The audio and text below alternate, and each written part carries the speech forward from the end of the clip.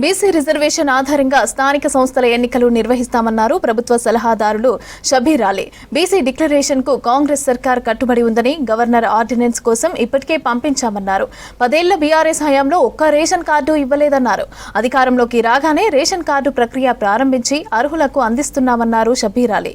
నిజామాబాద్ జిల్లా కేంద్రంలోని మారుతినగర్లో వన మహోత్సవం ప్రోగ్రాంతో పాటు 3 ఆలయాల పాలకవర్గ ప్రమాణ స్వీకారానికి హాజరయ్యారు. ఆ తర్వాత రాజీవ్ గాంధీ ఆడిటోరియంలో లబ్ధిదారులకు రేషన్ కార్డుల పంపిణీ చేశారు షబీర్ అలీ. నిజామాబాద్ పట్టణంలో ప్రజలకు సంబంధించింది కొత్త రేషన్ కార్డు 13 సంవత్సరాల నుంచి కేసీఆర్ మర్చిపోయింది.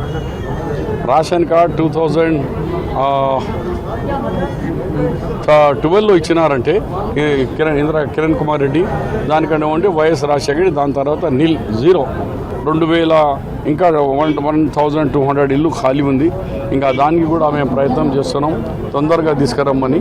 అవి కూడా తొందరగా శాంక్షన్ చేసి వాళ్ళని కూడా ఇందిరమ్మ ఇల్లు కట్టించే ప్రయత్నంలో ఉన్నాం. బీసీ రిజర్వేషన్కు మేము కట్టుబడి ఉన్నాము. గతంలో 33-34%కు కేసీఆర్ 22-23% చేసిండు. అంటే దాదాపు అప్పుడు 12-13% తగ్గించిండు. కానీ తెలంగాణ ఉద్యమంలో మనం అందరు పట్టించుకోలేదు. రిజర్వేషన్ తగ్గించినా ఇక మోని ముందుగాల తెలంగాణ మనకు అది అని దాని మీద వదిలేశారు. ఇవాళ మేము ఆలోచన చేసి 33కు 22 చేస్తే ప్రజలు కుయ్యంలే, ఎందుకంటే ఉద్యమం అని. ఈరోజు ప్రజలకు న్యాయం చేయాలా.